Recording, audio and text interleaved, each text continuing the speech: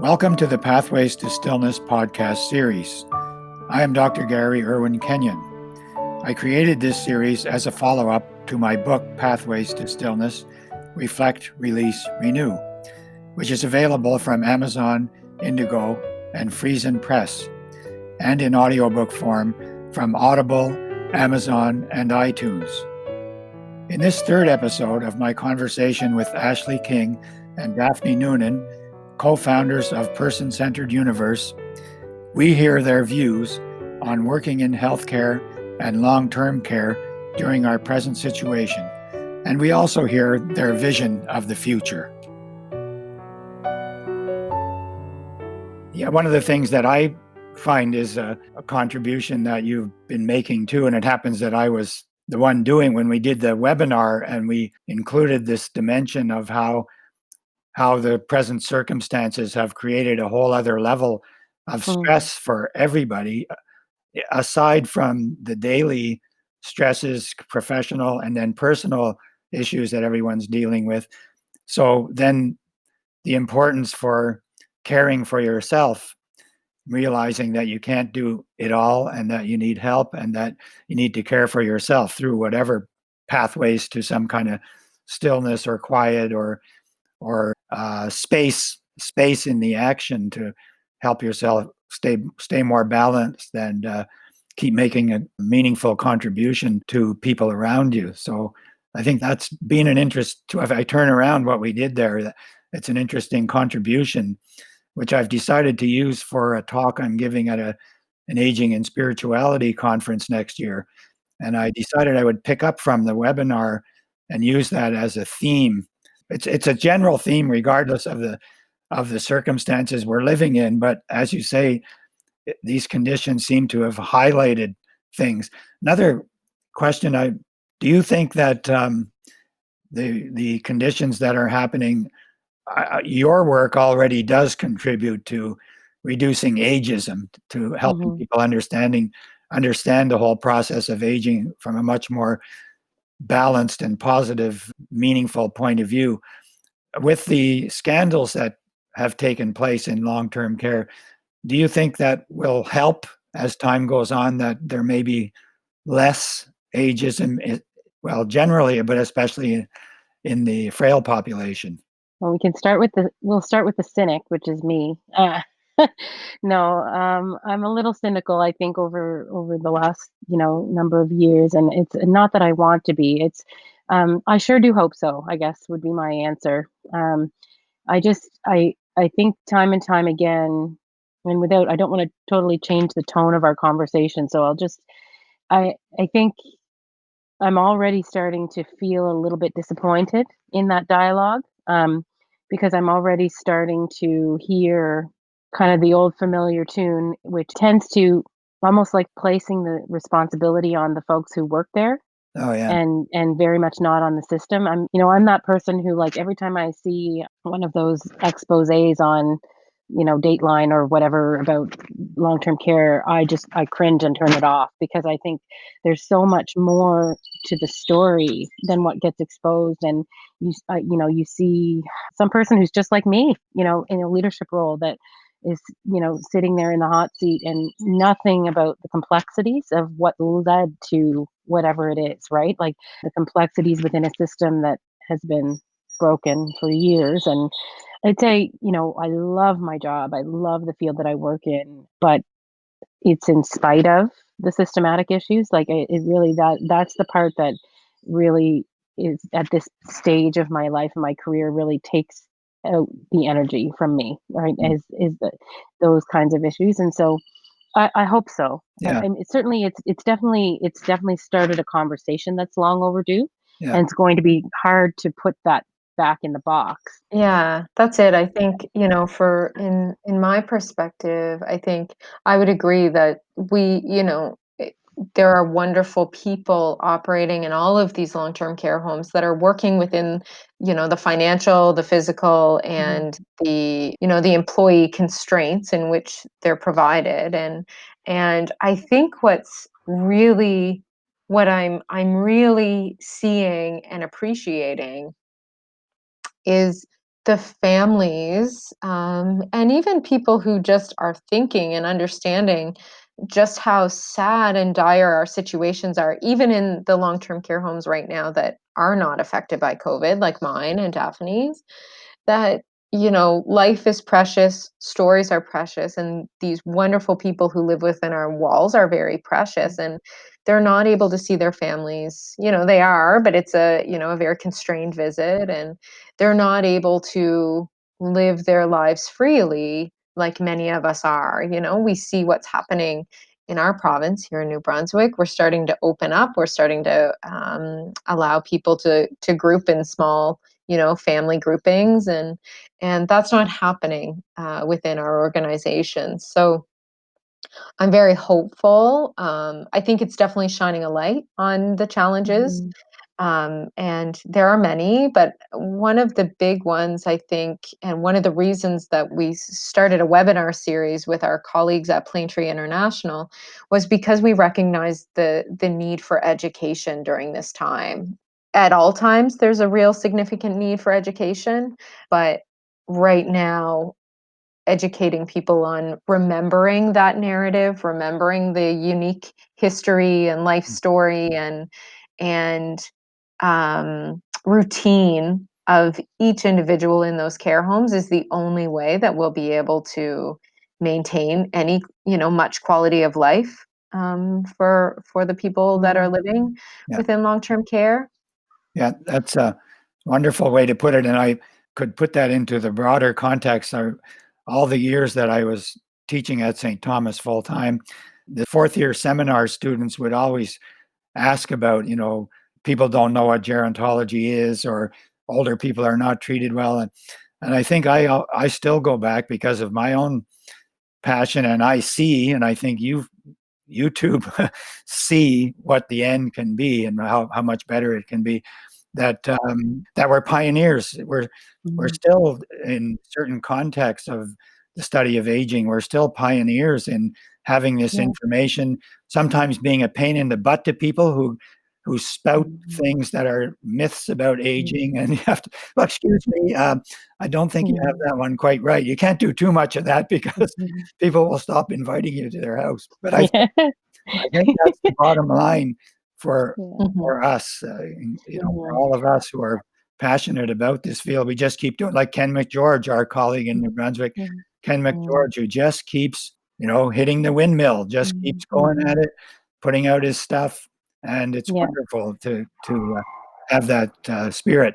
I think what I would say, just on the less cynical side of me, I will leave this point of, like, it's been a really rough time in healthcare. It's been rough for everyone, and to the point where I don't know that many of us have talked about it a lot, and, it's hard to talk about, but one of the things that is a gift, just when you were talking, Ashley, I was thinking this, is that if there was ever a time when our work in long-term care helps bring new perspective on what's important, it's right now.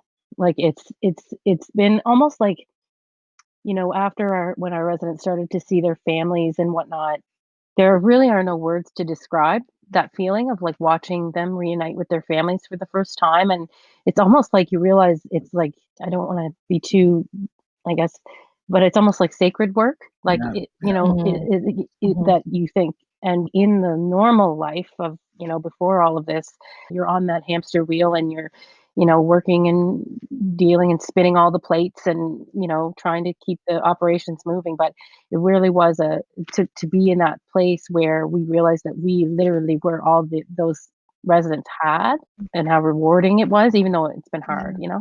Yeah. yeah, And with person-centered universe, what we recognized was really that we had a duty, I will Mhm. say, I think, especially through the webinars, and we heard it through each of the Mhm. webinars that we presented in, that we had a duty to remind people Mm. that person-centered care is attainable and achievable even through the COVID-19 pandemic, and how to do how to do person-centered care easily and quickly, and really it's just about humanism and understanding the perspective of the person who's living with dementia. And that was something that we was resonated through our colleagues so many times, was I know that this is what I need to do, but I didn't know how to adapt it to our new Mhm. normal.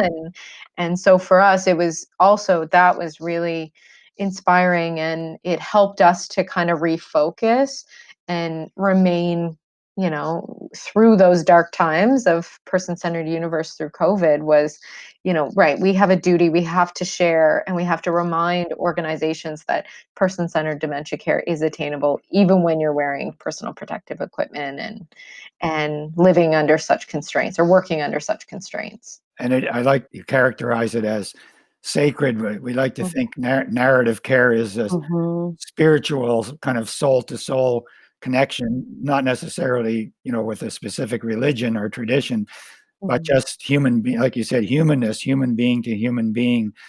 And that is a sacred connection. I think when you have the gift of receiving that, just a wonderful feeling. In my book, I talk about that. That just when you have that feeling, there's nothing to do and nowhere to go. Everything seems just right Mm. in that Mm. moment, and that's what I'm getting from and that is what I perceive that you offer folks. Mm. Maybe a final question for this session, anyway.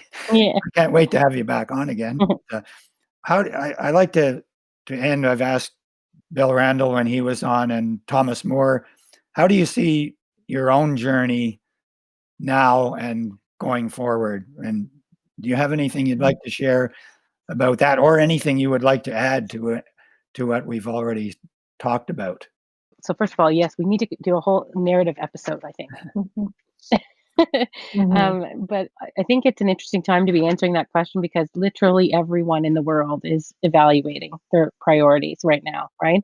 I think that, like me personally, I'm really hopeful that, professionally, the next step will be for both Ashley and I that we are, whenever we are both ready to leave the roles that we currently occupy in our day jobs, sometime in the next couple of years, that we would be, really passionately engaged in working full time for Person Centered Universe. And I think really just that synergy of us being able to move in that direction will be, the sky's the limit in terms of what can happen. So I'm hopeful that way.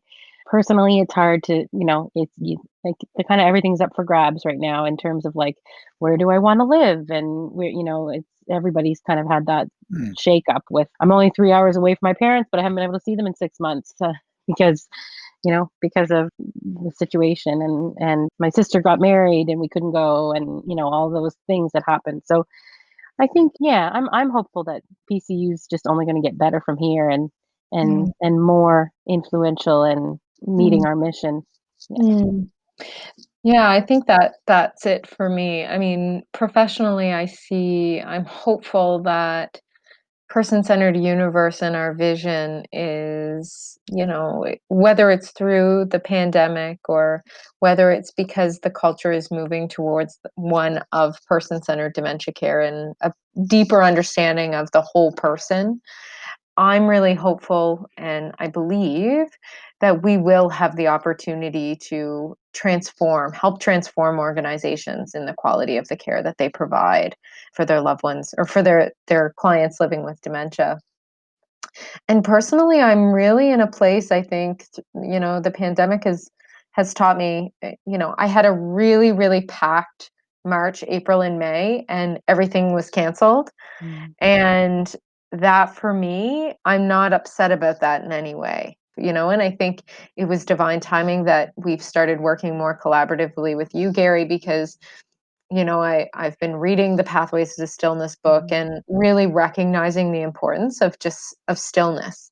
And as an entrepreneur, it can be hard to have Mhm. stillness because your mind can be running at 500 different directions all at once in an effort to be sustainable. But how can I push pause on certain things that aren't filling me up and aren't providing for me, and how can I practice more stillness and appreciation for the things that do, and even if they're not, even if they're not focused on business or work or Mhm.